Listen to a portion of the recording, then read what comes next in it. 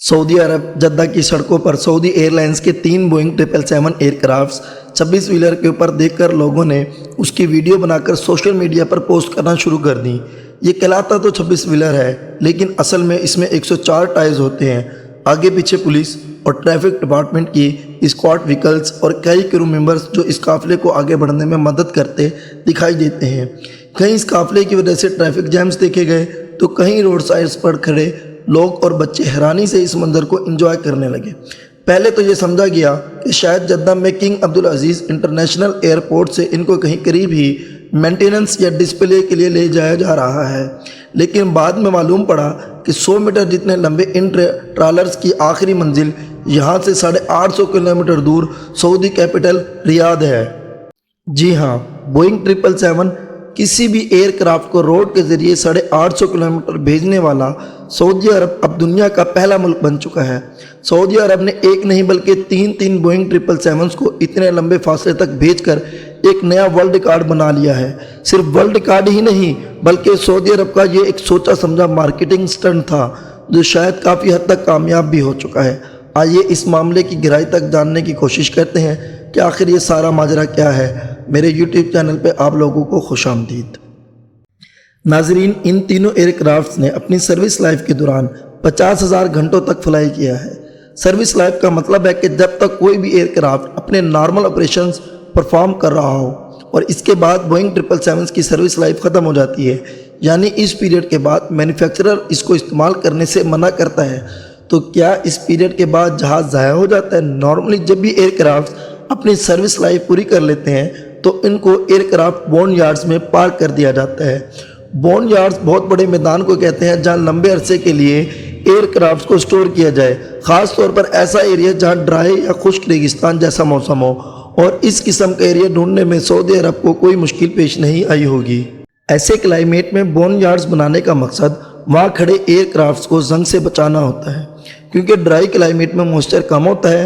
Aircrafts चूँकि metal के बने होते हैं और जंग लगने का काफ़ी ख़तरा होता है। बॉन्ड यार्ड्स में पार्क करने से पहले एयरक्राफ्ट के इंजन्स और दूसरे सेंसिटिव पार्ट्स को सील कर दिया जाता है ताकि मिट्टी, नमी और टेम्परेचर से बचाया जा सके। बेशक ये एयरक्राफ्ट्स किसी काम में नहीं आते, लेकिन फिर भी इनकी पीरियोडिक मेंटेनेंस करना लाजमी होती है, जैसे कि साफ़ सफाई। सर्विस लाइफ ख़त्म होने के बाद भी एयरक्राफ्ट्स में काफ़ी ऐसे पार्ट्स होते हैं जिनकी लाइफ अभी भी बाकी होती है, जैसे कि इंजन्स, इलेक्ट्रॉनिक्स, लैंडिंग गियर्स और इसकी सीट्स। थोड़ी सी मेंटेनेंस के बाद इन पार्ट्स को बिल्कुल नए जैसा बना दिया जाता है। ये तमाम पार्ट्स निकालने के बाद भी पीछे बचा ढांचा भी फजूल नहीं होता। मॉडर्न एयरक्राफ्ट्स का 90% मटेरियल रिसाइकल हो सकता है। इनमें मौजूद एल्युमिनियम, टाइटेनियम और स्टील वो मेटल्स हैं जो दोबारा से रिसाइकल हो सकते हैं। सर्विस लाइफ ख़त्म होने के बाद पहले देखा जाता है कि प्लेन की कंडीशन क्या है। अगर थोड़ी रिपेयर के बाद दोबारा यह ज़िंदा होने के काबिल हो तो अक्सर को कार्गो प्लेन में कन्वर्ट कर दिया जाता है, या फिर अगर इसके पार्ट्स से दोबारा कोई काम लेना हो तो वो भी पॉसिबल है, जैसे कि फ़्लाइट सिमुलेटर्स। ये सिमुलेटर्स पायलट्स की ट्रेनिंग के काम आते हैं और इनमें से ज़्यादातर को ग्राउंड हुए प्लेन्स के कॉकपिट को कन्वर्ट करके बनाया जाता है। इन सब यूजेस के अलावा ग्राउंड हुए प्लेन्स को दुनिया भर में टूरिस्ट अट्रैक्शन के लिए इस्तेमाल करना भी बहुत कॉमन है, जैसे कि होटल्स, कैफ़ेज़ और म्यूज़ियम्स। पर यह डिपेंड करता है कि जो टूरिस्ट अट्रैक्शन के लिए इस्तेमाल करना चाहता है वो एयरक्राफ्ट ट्रांसपोर्ट करने में कितना खर्चा बर्दाश्त कर सकता है। जाहिर है कि अगर किसी को एयरप्लेन रेस्टोरेंट खोलना है तो वो पहले इसको ख़रीदने के पैसे देगा और उसके बाद ट्रांसपोर्ट करने का खर्चा अलग, क्योंकि ग्राउंड हुआ प्लेन टुकड़ों टुकड़ों में बाई रोड या बाई ट्रेन भेजना ही पॉसिबल है।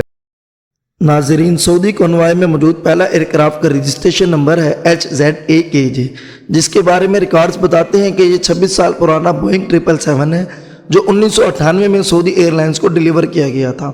18 साल तक सर्विस में रहने के बाद इसको ग्राउंड कर दिया गया और पिछले 8 सालों से ये जद्दा एयरपोर्ट पर ही खड़ा था।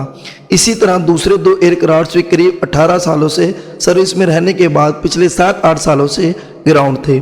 सऊदी गवर्नमेंट ने भी इन 3 बोइंग 777 एयरक्राफ्ट को इसी मकसद के लिए इतनी दूर भेजने का फैसला किया, जिसमें 850 किलोमीटर तक होने वाला ट्रांसपोर्ट पे खर्चा उनके लिए इतना मैटर नहीं करता।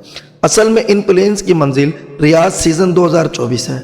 यह सऊदी के कैपिटल में रियाज में अरेंज किया गया एक ऐसा मेगा इवेंट जिसका मकसद दुनिया भर से टूरिस्ट्स को अट्रैक्ट करना है। इंटरटेनमेंट, शॉपिंग, कल्चर और स्पोर्ट्स। इस रियाद सीजन को आगे मुख्तलिफ 14 जोन्स में डिवाइड किया गया है, जिसमें boulevard world, boulevard city, kingdom arena, wonder gardens, zoo, dunes, studio tour और सबसे नया बोलीवियार्ड रनवे भी शामिल किया गया है। रियाद सीजन 2024 के लिए एक पूरा एयरपोर्ट बनाया गया है, जिसमें रनवे, कंट्रोल टावर और 3 रियल लाइफ बोइंग 777 एयरक्राफ्ट मौजूद होंगे।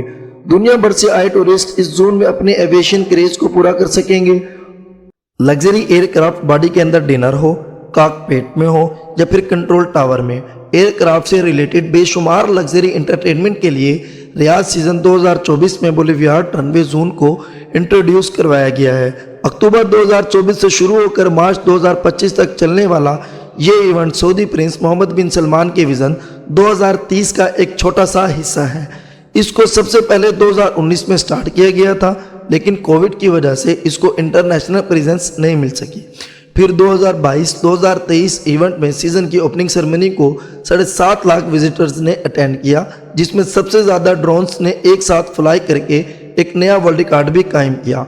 पिछले साल सऊदी 50 लाख टूरिस्ट अट्रैक्ट करने में कामयाब हुआ और उम्मीद है 2024 का सीज़न भी नए रिकॉर्ड बनाएगा।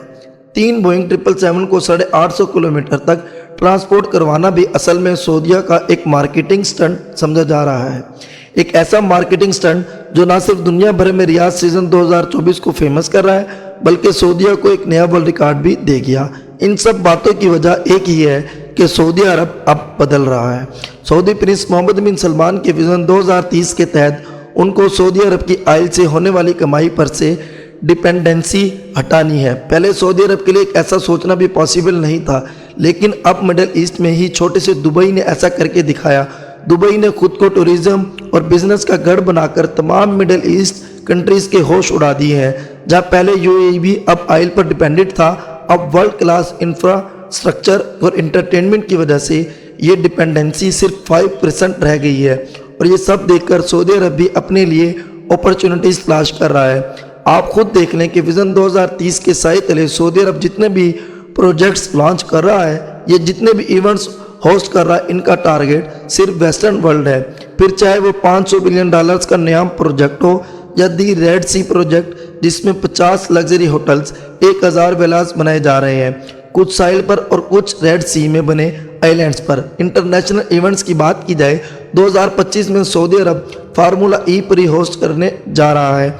2020 से डिकर रैली भी सऊदी अरब ही होस्ट कर रहा है, जिसमें ऑफ रोड ड्राइविंग को मुश्किल रास्तों से होकर 800 किलोमीटर का ट्रैक पूरा करना होता है, वो भी सिर्फ एक दिन में। और ये तो सब जानते हैं कि बंजर और ऑफ रोडिंग ट्रैक्स की सऊदी अरब के पास कोई कमी नहीं है। जद्दा से रियाद सऊदी एयरलाइंस के 3 बोइंग 777 का ये सफ़र किसी भी तरह आसान नहीं था। सबसे पहला टास्क तो एयरक्राफ्ट को ट्रांसपोर्ट के लिए तैयार करना था, जिसमें प्लेन के विंग्स और टेल को निकाला गया और फिर पीछे बचा सिर्फ फ्यूजलाज। एक फ्यूजलाज 200 टन वजनी, जिनको उठाने के लिए स्पेशल क्रेन्स का बंदोबस्त किया गया। लिफ्ट करने के लिए स्पेशल नायलॉन ब्लेड्स का इस्तेमाल होता है ताकि बॉडी पर स्क्रैचेस ना आए। बड़ी एहतियात से बारीक कैलकुलेशंस के बाद 2 क्रेन्स ने मिलकर एक फ्यूजलाज को ऊपर उठाकर 26 व्हीलर के ऊपर रख दिया। जद्दा एयरपोर्ट से रियाद तक का ये सफ़र भी इतना आसान नहीं था। कौन कौन से पॉइंट्स पर 100 मीटर से लंबे ट्रॉलर को कार से टर्न करवाना है, ये सारा रूट प्लान पहले से प्लान किया गया था।